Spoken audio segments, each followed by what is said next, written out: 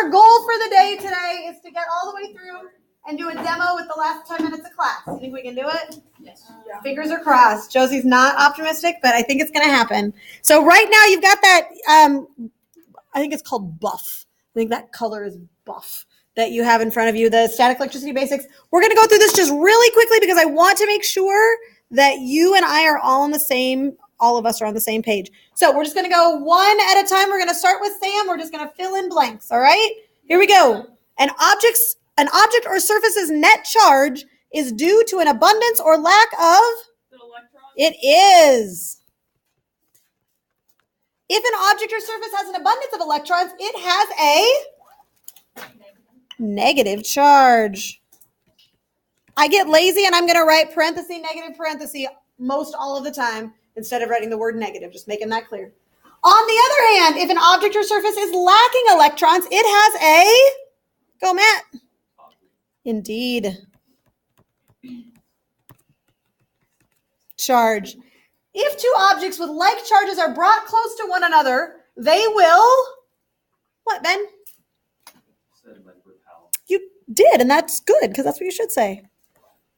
Repel means that they're going to push apart, right? Absolutely. Excuse me. If two objects with opposite charges are brought close to one another, what are they going to do, Emma? I lost the sheet. That's okay. I bet that you know this. Here, I can give you a new sheet. Yeah. Oh my gosh, yes, absolutely. Anybody else need one? Okay. Ooh. All right, I bet you can figure it out because you've probably been talking about this since like third grade. So let's read the one before it real quick. If we have two objects with like charges they brought together, they're going to repel, right? Like charges repel. Opposite charges are going to do what? Attract, yeah. Indeed. All right, when charging an object within a closed system here is kind of a key that will help us out. If one object gains a given number of electrons, the other must lose, what, Josie? What'd you say?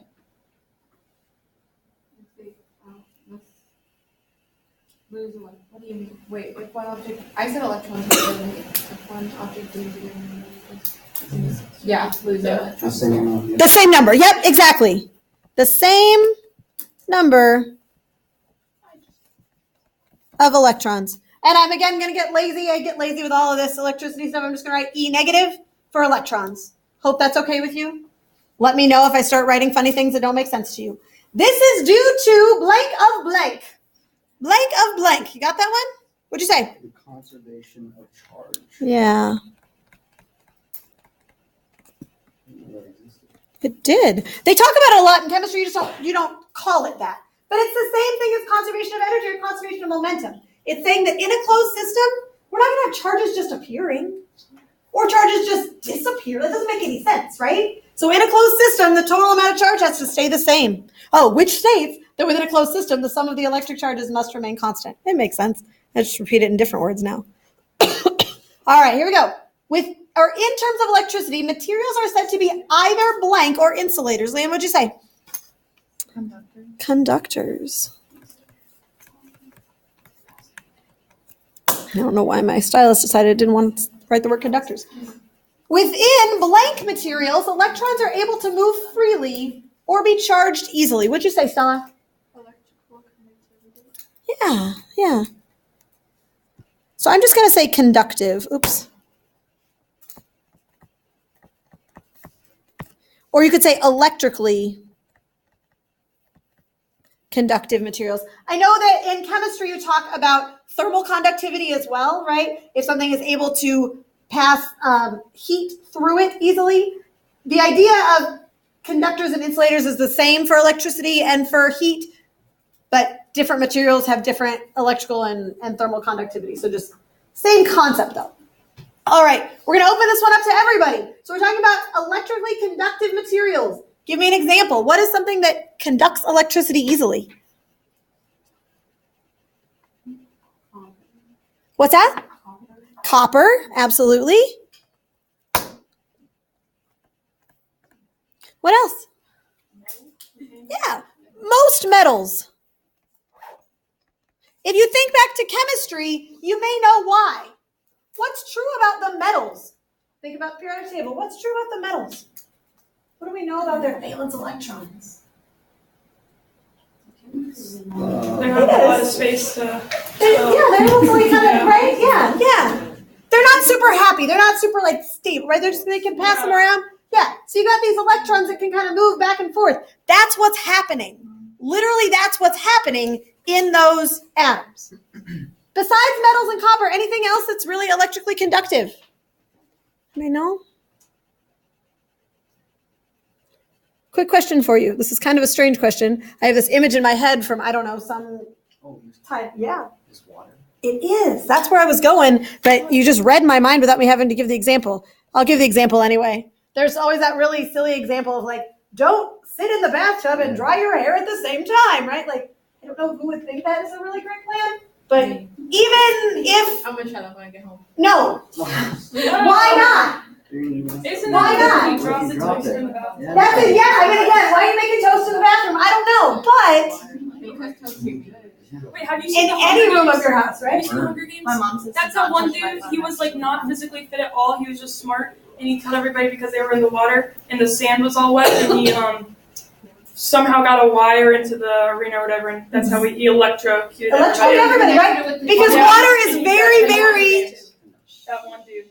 It's very, very conductive. Now, full disclosure, water itself is not very conductive.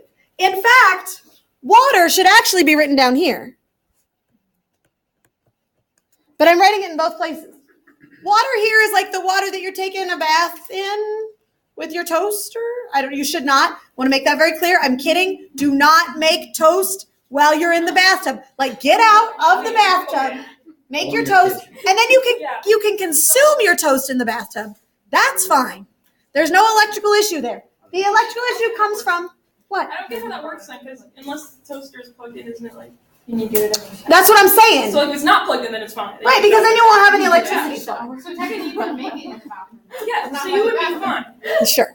But next to But I mean, sometimes these lines get blurred, and we don't want to like toast. No. Anyway, okay. Let me go back to the point because we have a lot to do. So, what's different between this water and pure water? The water in my water bottle, the water from the faucet. What's different between that and pure water? Minerals.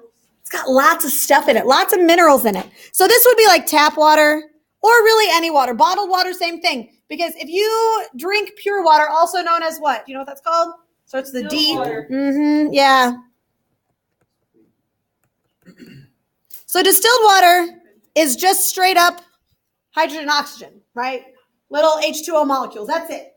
Okay? Water molecules do not conduct electricity. In fact, they are insulators, right? Distilled water itself is an insulator. In those, what do we know about the electrons? Right, they do not move freely. Okay, and as a result, they do not conduct electricity. Yeah. So distilled water is one. Tap water, though, has minerals in it. It's got stuff in it, okay? All those fancy bottled waters that you buy, right, the like $7 bottle that's like this big or whatever, the reason it tastes so good is because they put minerals in it. They put stuff in it to make it taste better because distilled water doesn't have a lot of taste because it's just hydrogen and oxygen, right? Question? No, that's what I was Okay. asking about the differences. Yeah. So distilled water is a good insulator. What else? Other good insulators, things that electrons don't move through very easily. Yeah. So, like if anything has like a really full like outer shell or whatever of electrons, doesn't that mean that it would be insulated? Like, Kind of in general. So I'm thinking more of like actual physical objects as opposed to just the atoms. And so yes and no. But if you've got a full outer shell, then yeah, they don't have any interest in more so like if it electrons. has less space, Yeah, it would yeah, be more. Yeah. So these are non-metals, right? Yeah. In general. Yeah. Rubber. Mm-hmm. What else you got? Glass. Plastic. Mm-hmm. Silk. Mm-hmm. Did you read that one from somewhere, or did you just come up with that? That was in the text. Okay, the only reason I asked is that I didn't sound like something that you would necessarily come up with, just like, Yes. Yeah. But yes, silk is a very good insulator. It's true. Cotton. It's true. Cotton. Yeah. Fibrous things, right? Yeah. It's fabrics. Wood is a good insulator. Yeah. Get kind of a picture here of what we're talking about? Okay. Yeah. I mean, like, some. Depend. There are some, when you start to get into things like rocks and things like that, then there might be metals in them, and so you have to be, so it's, yeah. All right. Last little piece here. Charge is quantified using the unit. What is the unit that we use for charge? Anybody look that one up? Is it E or is it C? C. It's C. The letter is C.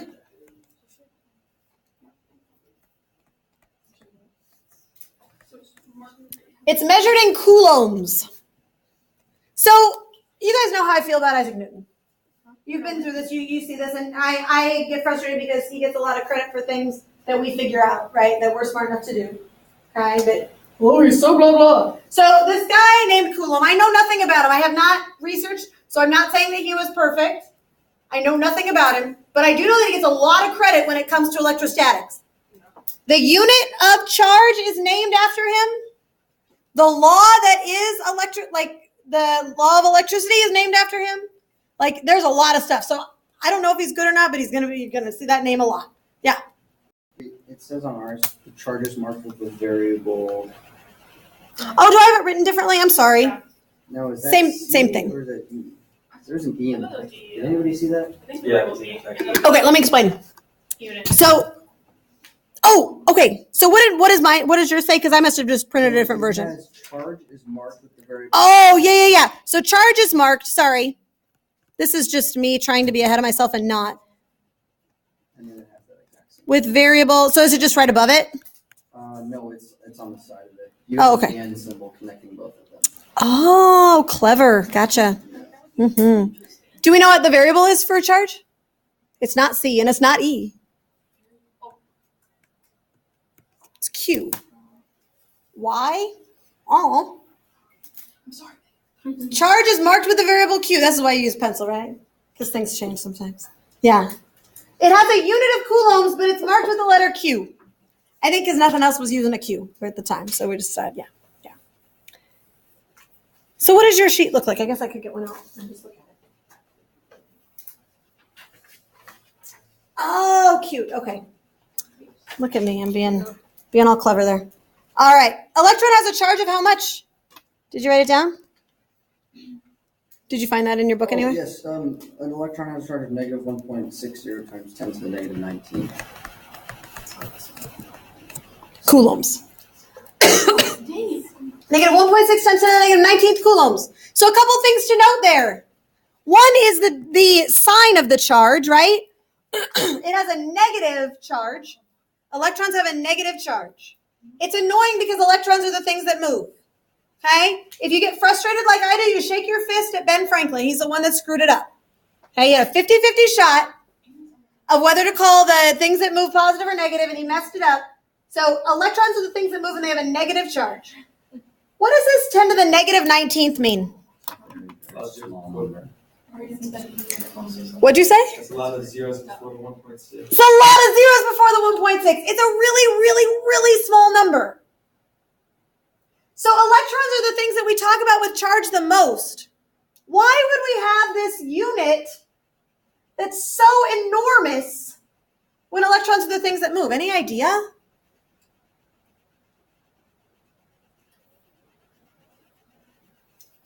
I feel like if you find out something like in science, you're just gonna choose how it works. Like you, I mean, gonna be like, okay, this is what that's fairly true. I mean, you're not wrong. You do. You So get to he was choose. just like, I want to make this conflict. No. So again, I don't know enough about Coulomb to like say like, no, he would never do something like So that. it could be right. But that's not why this one's so small. When did we discover static electricity? Do you know? Even way before that, right? Long, long time ago. There have been small children with wool socks walking across rugs for many thousands of years. Are you with me there? And then walking up to their siblings and going, are you with me there? We've been studying this for a long time. We've been studying electricity for a long time. Way before we had any idea about an electron? When you go like this with your wool socks on the carpet and then go over to your little brother. Who does that? Well, Matt was shaking his head yes, so I'm assuming that Matt does that, yeah? Yeah. He probably did that at some point. Yeah, used to. He's more mature now. But at some point he did. Now, when you do that, you are taking hundreds, thousands of electrons. And that little zzz that happens to your little brother, or maybe not, maybe it was an accident. I'm not saying that it was always malicious. But when that happens, it's a lot of electrons. But many years later, and I don't have dates because really I don't want you to worry about them, but we discovered the electron in fairly recent history.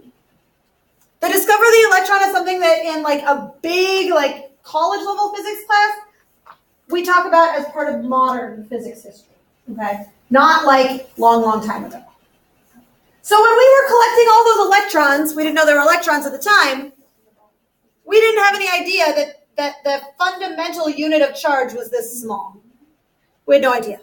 But now that we know that this is the smallest thing, we do note this, and this is something you have to write down because I didn't put this in here. This actually, I'm not going to write it there. I'm going to write it over here. This value is known as the fundamental unit of charge.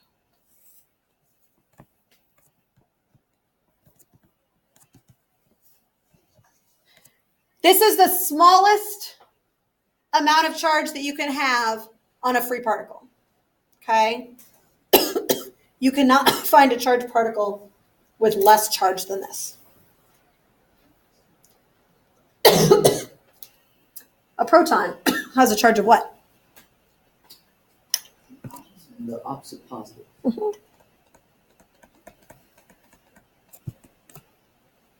So you put an electron and a proton together. What's the net charge?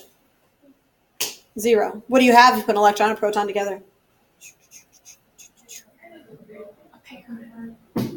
Hydrogen, right?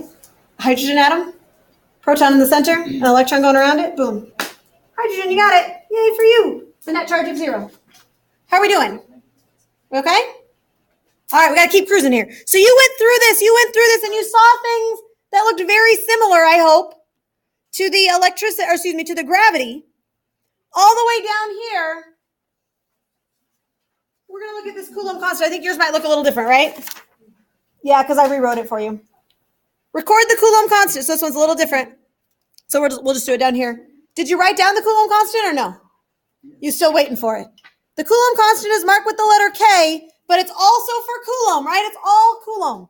All Coulombs all the time. The value of the Coulomb constant is?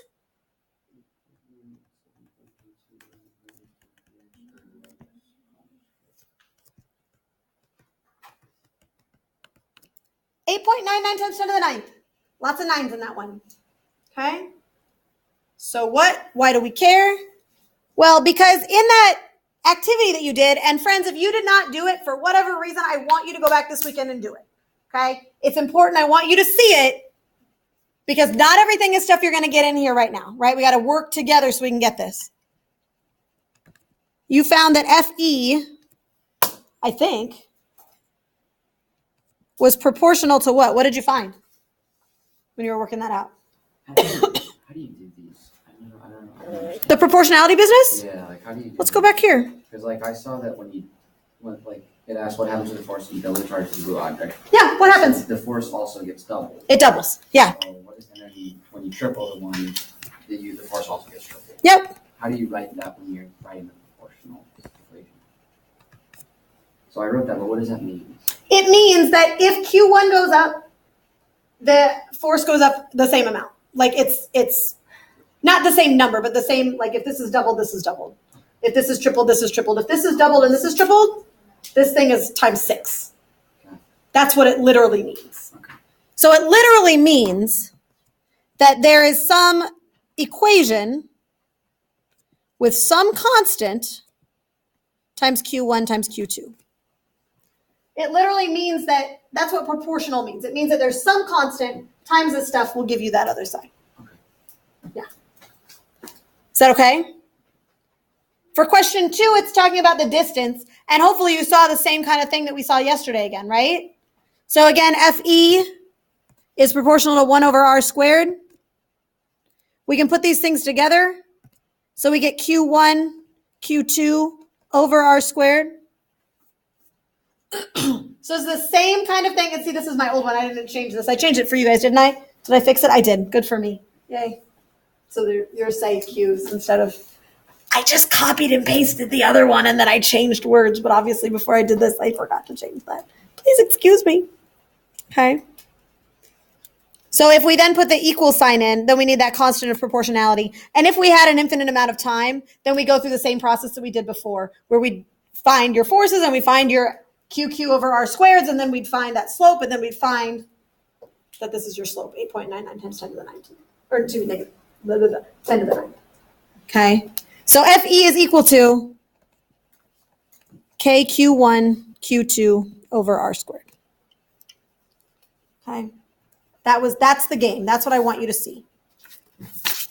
I have a chart for today. Right, charts are good. Send somebody up to come get charts. 1 per person. Oh, Miss Gay, I have a question. Yeah. This fit simulation. Yep. Did you want us to, or I can't remember which, this one right here, actually. Did you want us to turn in our? I don't need it. You know? Nope. It was a learning opportunity. Yeah. So, friends, this is about as structured as notes ever get from me, right? You've probably figured that out by now. I don't do lots of note sheets. But I will tell you the reason that I made you this sheet was because when I was taking my notes, when I was writing down my notes, I'm like, oh, this looks like a nice chart. This is how I organize my thoughts when I'm doing stuff like this. And sometimes, as a student, it's nice to kind of have some structure. You might not be a chart person, but hopefully this gives you a little structure and also gives you a little bit of motivation in terms of how you might structure things moving forward. When you go to college, your professor is not going to give this kind of thing to you. They're just not. But sometimes seeing charts like this is helpful. So that's why I did it. All right, here we go. So we know gravity, we know electricity. We've been kind of talking about both of them together, and we're going to fill this out kind of in concert with each other. Here we go. Gravity is a force between how many objects, friends? 2.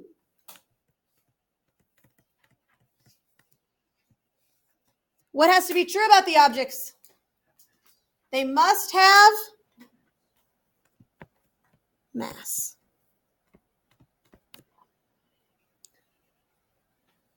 What 2 things does a gravitational force depend on?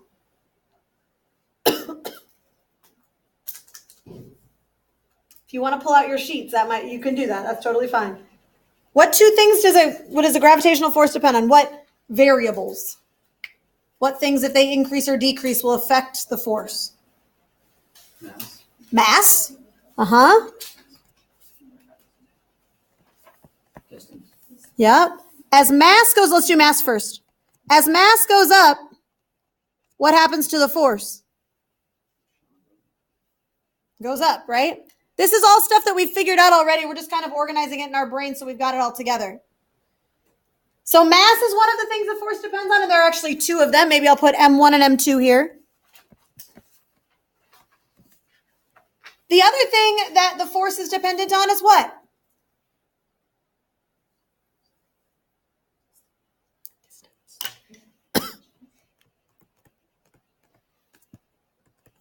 Usually I mark that with R.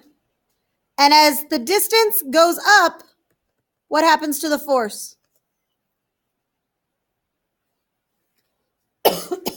Again, you can get your other yellow sheet out. Sorry, I must be in like a yellow mood. I don't know. I just walked down. I'm like, what color do I want today? Apparently yellow is my thing. Force goes down. Okay. What's that? Me and Megan are talking about how you need a drink of water. I know. I just need to take a moment. I will do that. While I do that, tell me about the direction of the force. Is it attractive or repulsive? Is a gravitational force ever repulsive? No, it's not. I only remember that. Right? But now you remember it. Are you with me there? Yeah, the prom story, it's a fantastic opportunity for you to break the ice with somebody that you otherwise might be too afraid to. I know, right? It's recorded. It's cute. Watch it. All right. Let's look at the electricity situation here. Actually, no, let's keep going. Direction of the force is always attractive. The proportionality constant involved in gravity is called the universal gravitational constant.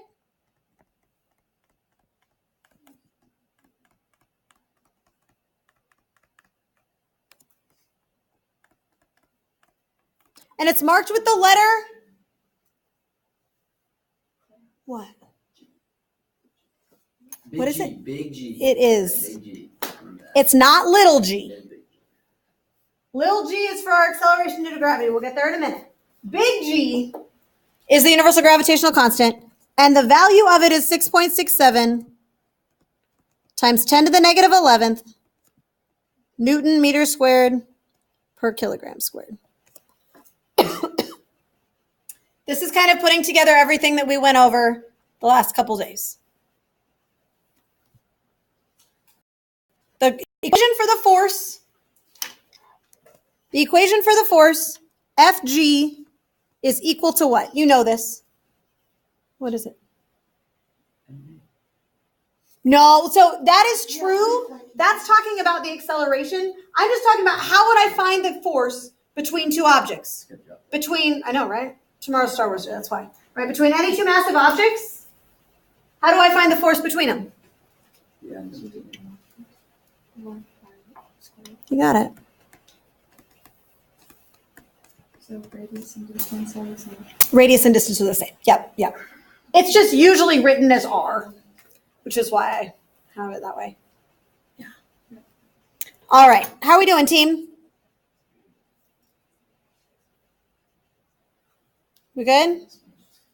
We doing all right? Stop me if you have questions. I'm just going to keep cruising. All right, let's look at electricity. Electricity is a force between how many objects? Not a trick question. Two objects. In this case, though, the two objects must have what? What do they have to have in order to have a electric force between them? They have to have a charge.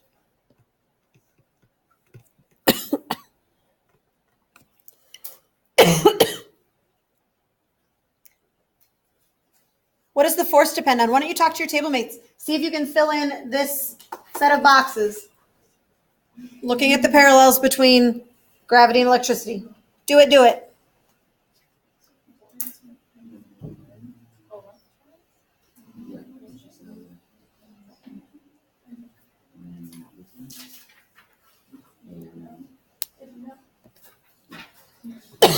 Oh,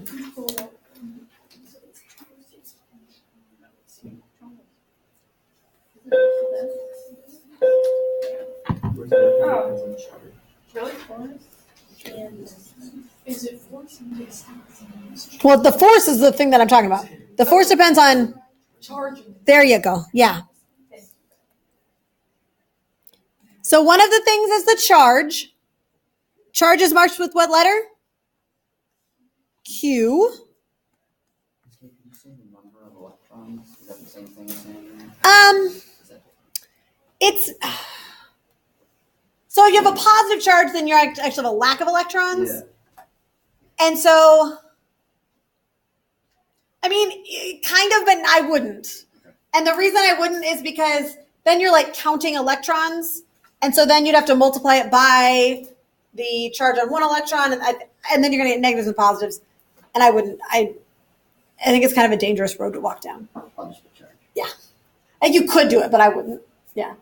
So Q1 and Q2 are our charges. As charge goes up, what happens to the force? What did you find yesterday on your simulation? Force goes up. We okay with that? We just went through this, friends. Want to make sure this is making sense to you. Okay? I don't want this to be a passive activity. I want you to be thinking about it, understanding it. How about the other one? We got charge. What else is it dependent on? Distance, right?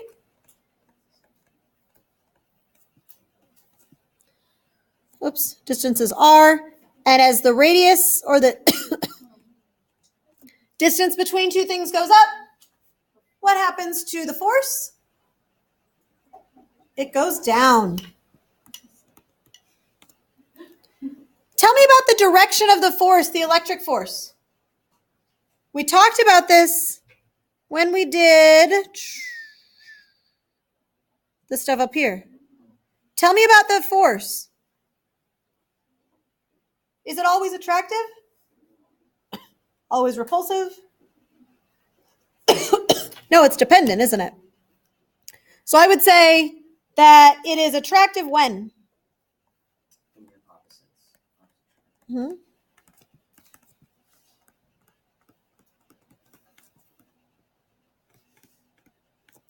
And it will be repulsive when? Like charges, yep. So this would be, I'm just going to mark this. So this would be like a positive and a positive, or a negative and a negative. Oh, wait. Oh my gosh. I can't believe I just did that. I was in the wrong box. Please forgive me. There we go. Repulsive is going to be positive and positive, or negative and negative.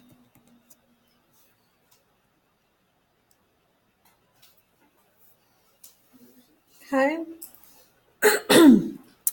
The proportionality constant that we use for the electrostatic force is called Coulomb's constant.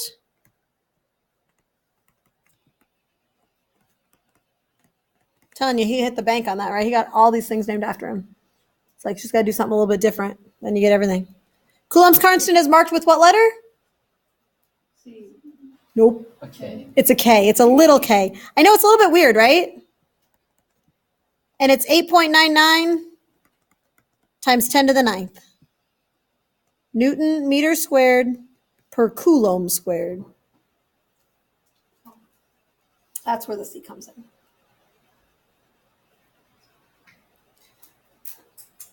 And the equation for force, here it comes. You know it because you've already written it down once today. F sub E is equal to, what is it? K. You got it. This is a case of C. Sure, if that makes you happy, absolutely. Generally, when we read it, we'll just say K. But if you want to say K sub C, by all means, I won't stop you. Okay. How are we doing so far? Okay. So what we've gone over so far is stuff that is kind of review and putting together. I want to make sure that you know where to find those equations on your equation sheet. So would you please either get your own equation sheet out if you have it. If you don't, or you don't want to dig through your bag, come grab one from up here. I just want to make sure that you see where those two equations exist on your equation sheet.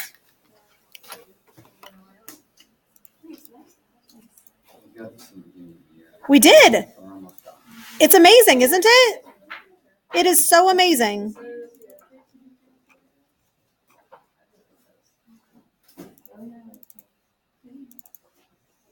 Let's see.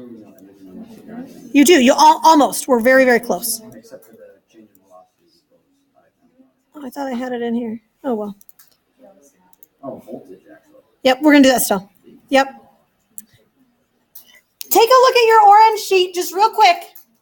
Do you see where FG is? The big FG. Mm-hmm. Way down at the bottom of that first column, right? FG is equal to GM1 M2 over R squared. I want to make sure that you see that. And then I also want you to see that the universal gravitational constant is listed right next to it. Okay? So you know where to find it. It's right there. You don't have to have that memorized ever, ever. Right? That would be silly to memorize stuff. So that's where FG is. It lives down at the bottom. And then FE is in the bottom of the right-hand column. Okay? The F electric is how it's written. Everybody see that? KQQ over R squared. And then you see that the Coulomb's constant is also listed there. Okay? So I just want to make sure that you see those so that if you happen to have a quiz or test question over that, you would know where to look.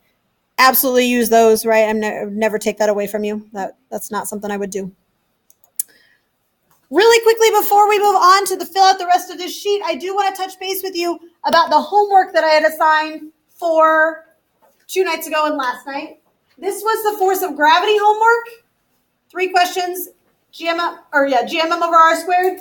This was the electrostatics homework, KQQ over R squared. Do you have any questions over either of those? Is there anything that you'd like to go over? That's just all. It's all complicated. It's pretty straightforward. The only thing that might be a little bit hard would be, like in question 3, it asks you to solve for R. So that means you have to do a little manipulation to get R all by itself. So you multiply by R and divide by F and then square root the whole thing. Okay? If you have gone over this homework, then I would encourage you to maybe take a note of these homework answers, and I'll put them up on Canvas as well. If you have not gone over this homework, do it this weekend. Okay? Time is getting short, and I don't want you to run up against a wall and then not be able to get stuff done. Yeah. Is this a quantitative lesson, or is this more? Or are we gonna have some conceptual stuff? It's both. Okay. Yeah. So this is the big. I mean, if you look at the are you talking about today's lesson or like this unit? So the only 2 equations we have left are these 2. So you got 1 more equation to do after this. Pretty much. I mean, we've pretty much done everything else on this sheet, which is kind of awesome. 1 more equation to do. We're almost there. Okay. So life is good. We're okay. Any questions over this? Going once, going twice? Okay. Let me know if you need help with it. All right. We're going to come back here then, and I'm going to introduce the next big concept. So it's going to live in this space where it says what happens to a test object, but I want you to not focus on this right now. I want you to think about what I'm going to tell you. We're going to go back to gravity here for a couple minutes, okay? Because we know about gravity. I think I probably said to you at the beginning of the year that gravity is one of the funny things because you've been studying it since you were 6 months old, right? You had that little spoon, you were sitting in your high chair, you were eating, you had that spoon, you just dropped it and you watched it fall, right? And then you thought it was really fun because then your dad had to pick it up, right? And over and over and you've done this, right? This has been a thing for you. So we're going to take the frog and we're going to ask, Bless you. What happens to a test object? So here's my test object, okay? When we're talking about this, I'm actually going to write down here that we're talking about this kind of funny idea of a field.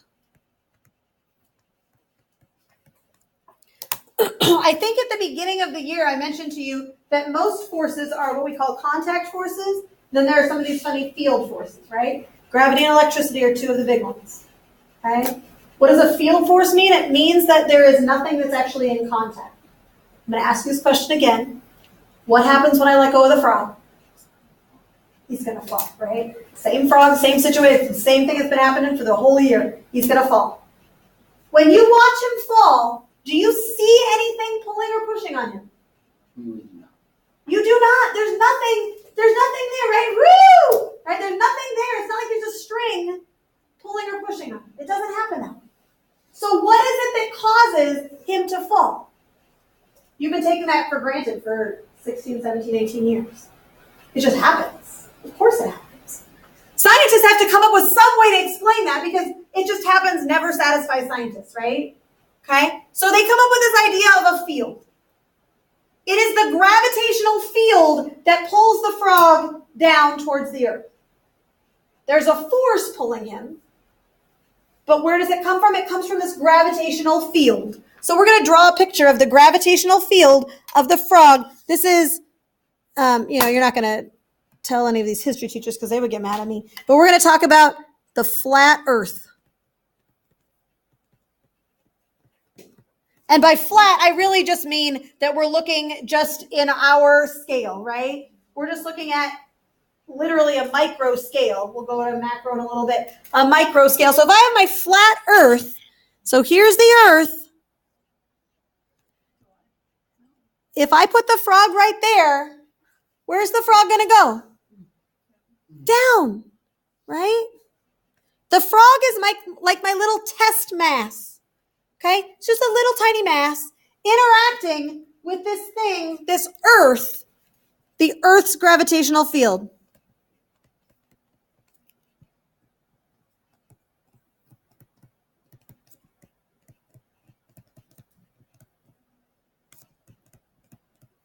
If I put the frog here, where's he going to go?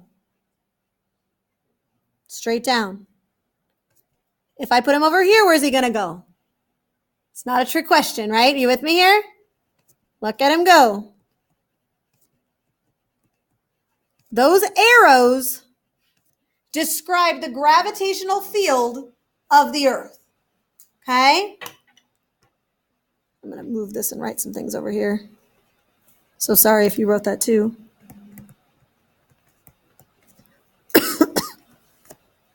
The arrows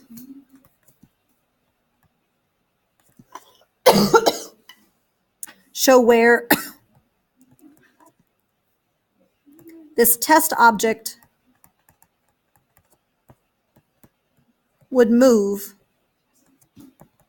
in the presence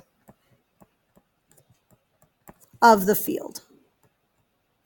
So the Earth is here, and whether or not I hold a frog right here, there's still a gravitational field pulling down, because it would pull on this piece of paper as well. It would pull on my mouse as well, right? It would pull on anything, and it will pull on anything, because these arrows show me where that test mass is going to go. We've been living for most of our time together in physics in this micro world. It's micro because I could zoom way out. And instead of the Earth being this nice flat thing, what does the Earth really look like? It's a sphere. So in that second box down, we're going to draw a little sphere. So here's the Earth. Okay?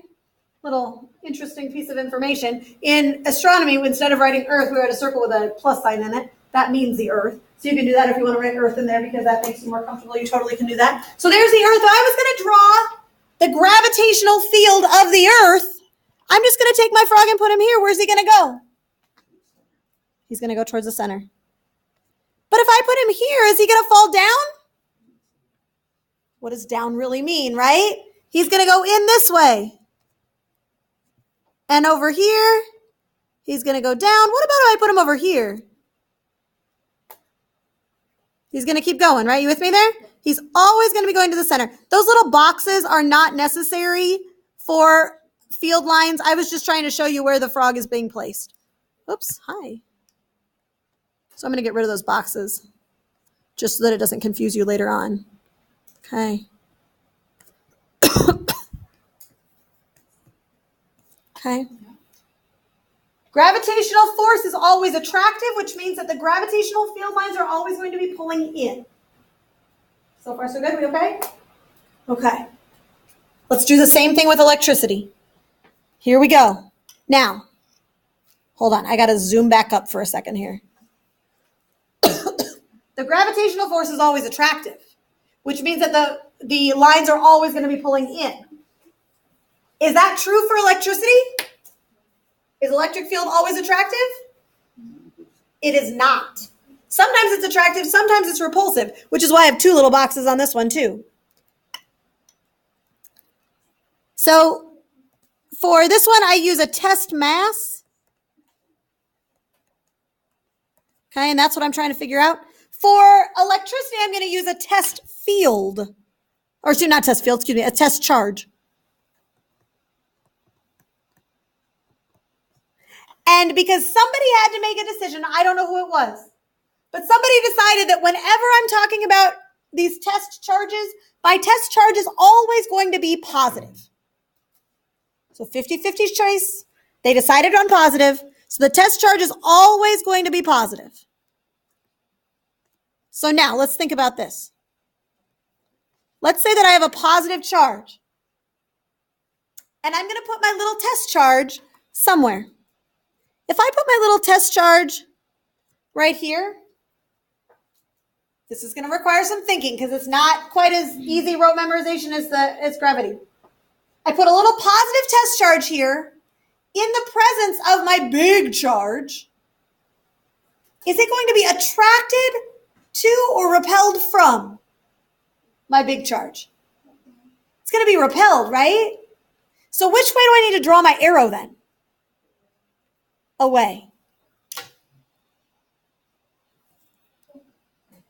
What about if I put my charge here? Which way is it going to be pulled or pushed? Away. Away.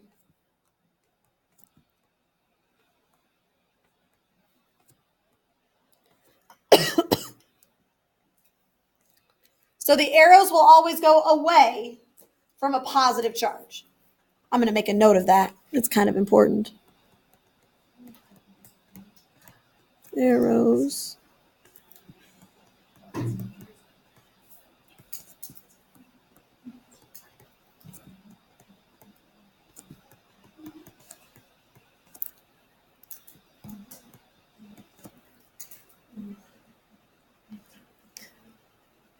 Why do I have two boxes? Any ideas?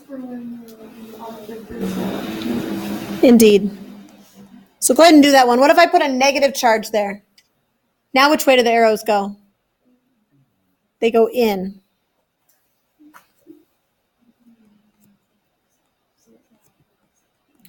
That one looks pretty similar to what?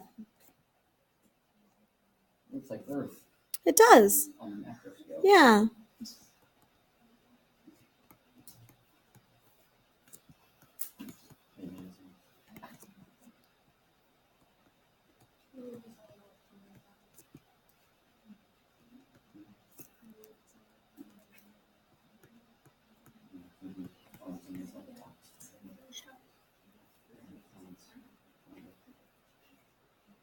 How are we doing? Is this making sense? Okay. All right. Got a couple more pieces here. We can quantify this field. I'm going to write this down, and there's a reason for it, but I want to tell you that we're going to have an equation that's not on your equation sheet. So what does that tell us about that equation?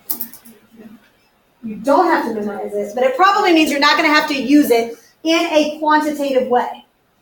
But may you have to describe it in a qualitative way? Probably. Maybe. So I just want to make sure that you're aware of that. But I do want to show you where it comes from because I think it's important. And because to me, when I was first learning this, it made more sense to me when I wrote it down with the equation. Okay? So the way that we describe this electric field is that it's the force divided by, well, I guess I should write it over here. The force divided by the mass for gravity. So really what we're saying is, I've got my frog, and if I hold him here, he feels a force from the earth. We can quantify that. Gmm over r squared, yeah? But if I take the frog away, there's still a field here. So I need to get rid of this mass. So it's the force of gravity divided by some test mass. Okay, so now I have to look up and down. You can look up and down more easily because it's all on one page for you. I have to scroll up and down. If I've got Fg divided by mass, what's going to be left over here on the right side? One mass, as well as a g and an r squared. So this is going to be Gm over r squared. So the gravitational field of any object is the universal gravitational constant times its mass divided by a distance away from that object, from the center of that object. Okay, why are you telling me this, Carbling? That's what you're thinking, right? Go get a calculator. Get a calculator out if you don't have one.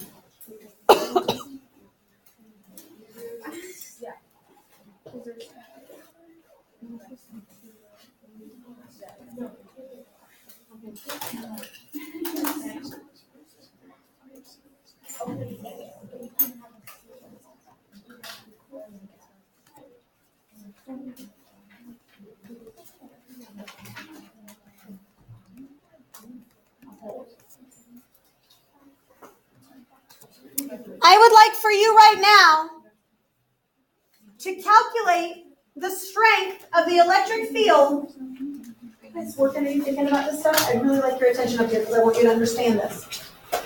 The mass of the Earth is 6 times 10 to the 24th. The radius of the Earth is 6.4 times 10 to the 6th meters. I would like you to calculate for me the strength of the Earth's gravitational field at essentially the ground. Okay? You can add 1 meter to that if I hold my frog up here. I want to know the strength of the Earth's gravitational field at the surface of the Earth. So you know G. You have it written up higher, right? You know M. That's right here, 6 times 10 to the 24th. You know R. 6.4 times 10 to the 6th meters. Make sure you square it. What is the strength of the Earth's gravitational field at its surface?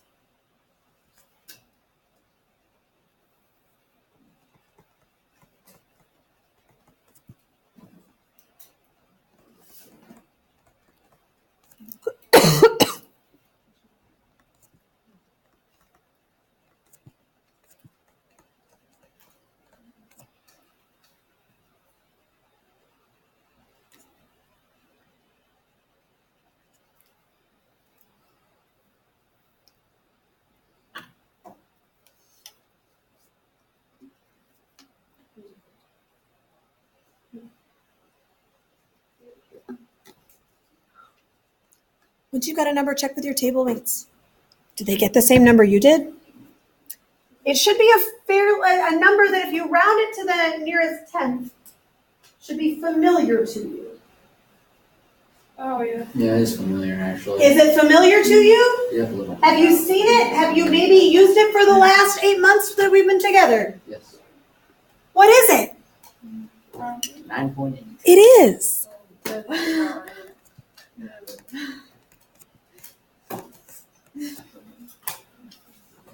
This is where the 9.8 comes from. This is why we use it. Now, I have a couple questions for you. Are you ready? If the mass of the Earth were bigger, but the radius stayed the same, how would our little g change? What'd you say? It'd be bigger. Why? The bigger the mass, the bigger the force, right? The bigger the force, the bigger the field. Is that making sense? You look like you have a question. Well, also, the gravitational force is different on every planet. It's different. It Is that is. why the moon Has a different little g? Yeah. That's exactly why. Thank you for making that connection for me. I appreciate that. Did you guys all hear what Emma just said? Because I told you that before. We had to do some math with that before once, right? Like if I take the frog to the moon and I drop him, is he going to fall at the same rate? No, because the moon has a different mass and a different radius. It's smaller in both respects, but this one's a lot smaller because it's squared. It's going to make that field get even smaller. I love it. I will see you guys on Monday. Have an amazing weekend. There are a couple of questions that I'm going to put up online. I can tell you what they are too. You can do them today or you can do them on Monday. I'll give you a couple more on Monday too. Be well, my friends. Bye, Miss Kay. Have a Be great well. weekend. You too. Have fun. May the fourth be with you. And to you as